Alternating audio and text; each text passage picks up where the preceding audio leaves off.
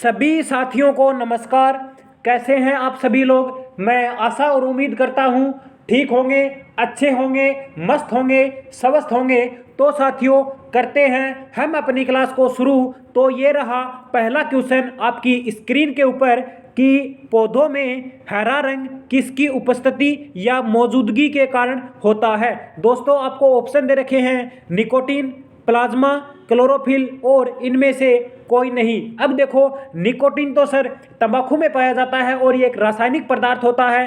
Plasma होता है वो रक्त के तरल भाग को क्या कहते हैं, प्लाज्मा कहते हैं। और हमारे शरीर में प्लाज्मा कितने प्रतिशत होता है, तो प्लाज्मा 55% होती है। कितने प्रतिशत, 55% होती है। क्लोरोफिल बिल्कुल सही आंसर है।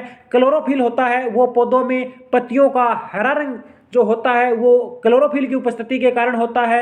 आप क्वेश्चन पूछा जाता है कि क्लोरोफिल में कौन सी धातु पाई जाती है, तो क्लोरोफिल में मैग्नीशियम धातु पाई जाती है। कौन सी धातु पाई जाती है, मैग्नीशियम धातु पाई जाती है। तो हमारा आंसर होगा क्लोरोफिल। नेक्स्ट क्वेश्चन की बात करते हैं कि मनुष्य के शरीर में सबसे लंबी हड्डी कौन सी होती है। फीमर, स्टेपिस, ह्यूमरस और एनिमल। अब देखो फीमर जिसको जांग बोला जाता है बिल्कुल सही आंसर है। फीमर होता है वो हमारे शरीर की सबसे लंबी हड्डी होती है। स्टेपिस होती है वो हमारे शरीर की सबसे छोटी हड्डी होती है जो कान में पाई जाती है। ह्यूमरस होता है वो कंधे की अस्थि होती है जिसको स्केपुला बोला जाता है। और एनिमल होता है वो हमारे शरीर का कठोर पदार्थ होता है, कठोर भाग होता है जो दांतों पर सफ़ेद आवरण होता है जिसको इनेमल बोला जाता है। तो हमारा आंसर होगा फीमर या जांग। नेक्स्ट क्वेश्चन की बात करते हैं कि निम्न में से एलिसा टेस्ट के द्वारा किसकी जांच की जाती है। अब देखो टाइफाइड, एड्स की जांच हेतु, टीबी, क्षय, तपेदिक के हेतु और कैंसर की जांच हेतु। अब देखो टाइफाइड जिसको अंतर्ज्वर बोला जाता है वो तो सर विडाल परीक्षण या विडाल टेस्ट के द्वारा किया जाता है। एड्स की जांच बिल्कुल सही आंसर है। एड्स की जांच के द्वारा, एलिसा टेस्ट के द्वारा एड्स की जांच की जाती है। टीबी, क्षय, तपेदिक ये तो सर मोन्टेक्स टेस्ट के द्वारा चेक किया जाता है इसके टीबी है या नहीं। कौन से टेस्ट के द्वारा, मोन्टेक्स परीक्षण जिसको टेस्ट बोल सकते हो। और कैंसर की जांच के लिए तो सर बायोप्सी टेस्ट का उपयोग किया जाता है। किसका उपयोग, बायोप्सी टेस्ट का उपयोग किया जाता है। किसके लिए, कैंसर के लिए। तो हमारा आंसर होगा एड्स की जांच हेतु। नेक्स्ट क्वेश्चन की बात करते हैं कि कवकों का अध्ययन करने वाली शाखा क्या कहलाती है। आपको ऑप्शन दे रखे हैं एंथ्रोलॉजी, माइकोलॉजी, हिस्टोलॉजी और इंथोलॉजी। अब देखो एंथ्रोलॉजी के अंदर तो सर पुष्पों का अध्ययन किया जाता है। माइकोलॉजी बिल्कुल सही आंसर है। माइकोलॉजी के अंदर कवकों का अध्ययन किया जाता है। हिस्टोलॉजी के अंदर तो सर ऊतकों का अध्ययन किया जाता है। और ऑर्निथोलॉजी के अंदर पक्षियों का अध्ययन किया जाता है। अब देखो दोस्तों मैं आपको एक बात और बता दूं कि 3-4 नाम सेम है, उनका आप ध्यान रखना। ऑर्निथोलॉजी होता है पक्षियों का अध्ययन, ओस्टियोलॉजी होता है, ओडोंटोलॉजी होता है और ओफियोलॉजी होता है। तो ऑर्निथोलॉजी तो सर पक्षियों का अध्ययन कहलाता है। ओस्टियोलॉजी के अंदर कंकाल तंत्र का अध्ययन किया जाता है। और ओडोंटोलॉजी के अंदर दांतों का अध्ययन किया जाता है। और ओफियोलॉजी के अंदर सांपों का अध्ययन किया जाता है। तो हमारा आंसर होगा माइकोलॉजी जिसके अंदर कवकों का अध्ययन किया जाता है। नेक्स्ट क्वेश्चन की बात करते हैं कि पेनिसिलिन यानी एंटीबायोटिक दवा की खोज करने वाला वैज्ञानिक कौन था। एंसर्ट हेंकल, अलेक्जेंडर फ्लेमिंग, लुई पास्चर और वॉटसन व क्रिक। एंसर्ट हेंकल ने तो सर वसानुगतता का नियम दिया था।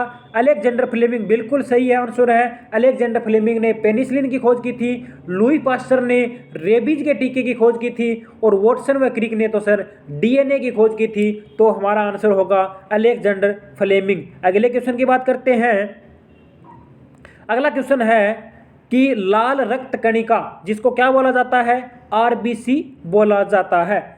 आरबीसी का निर्माण कहाँ होता है।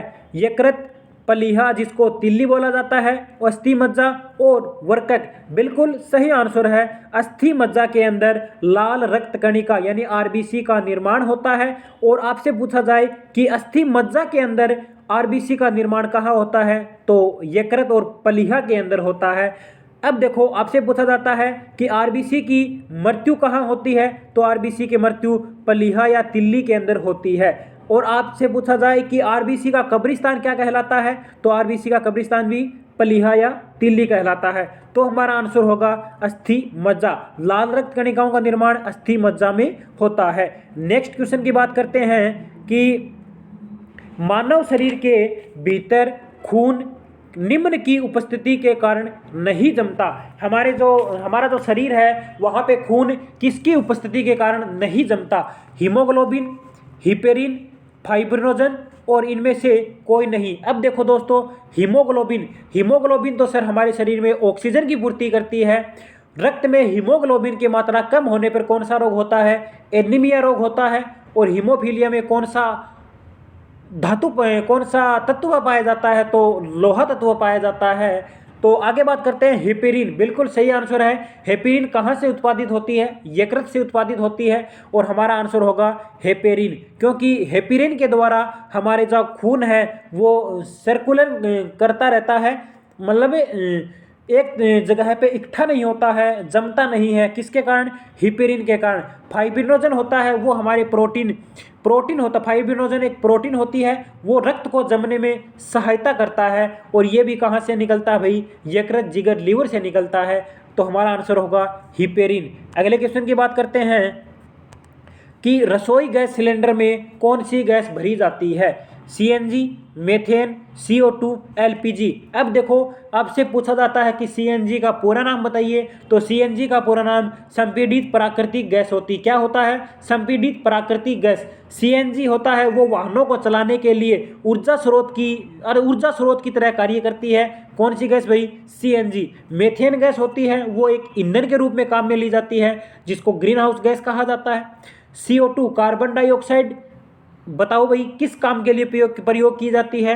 तो CO2 का उपयोग तो सर आग बुझाने के लिए काम में लिया जाता है। कौन सी गैस? CO2। आपने देखा होगा कोल्ड ड्रिंक होती है, आप सोडा वाटर होता है या पेप्सी जिसको आप कोल्ड ड्रिंक बोलते हो, उसके अंदर एक गैस निकलती है। जब आप उसको खोलते हो तो उसके अंदर एक गैस निकलती है, तो वो कौन सी गैस निकलती है? वहाँ से CO2 गैस निकलती है। बिल्कुल सही आंसर है। एलपीजी होती है वो रसोई गैस के सिलेंडर में भरी जाती है। और ये एलपीजी का पूरा नाम द्रवित पेट्रोलियम गैस होता है। और ये किस प्रकार की गैस होती है? ये गंधक रहित गैस होती है। तो हमारा आंसर होगा एलपीजी। नेक्स्ट क्वेश्चन की बात करते हैं कि थर्मामीटर में क्या भरा जाता है? थर्मामीटर में क्या भरा जाता है? हाइड्रोजन, ऑर्गन, सिनेबार और पारा। अब देखो हाइड्रोजन तो सर सबसे हल्की गैस होती है, जिसको भविष्य का ईंधन कहा जाता है। ऑर्गन तो सर वायुमंडल में सर्वाधिक अक्रिय गैस होती है। कौन सी गैस भाई? ऑर्गन, जिसको विद्युत बल्ब में भरा जाता है। और पारा, जिसको आप क्या बोलते हो? HG या मरकरी। क्या बोलते हो? पारा या HG, मरकरी। बिल्कुल सही आंसर है। थर्मामीटर के अंदर पारा या मरकरी या HG भरा जाता है। नेक्स्ट क्वेश्चन की बात करते हैं कि पौधों में पाए जाने वाले जाइलम निम्न कार्य के लिए जिम्मेदार होता है? ऑक्सीजन के परिवहन के लिए, आहार के परिवहन के लिए, पानी के परिवहन के लिए और एमिनो एसिड के परिवहन के लिए। तो हमारा आंसर होगा पानी के परिवहन के लिए। कौन भाई? जाइलम। तो दोस्तों हंसते रहो, मुस्कुराते रहो। मिलते हैं अगले वीडियो में नए अंदाज के साथ, नए जोश के साथ। जय हिंद, जय भारत।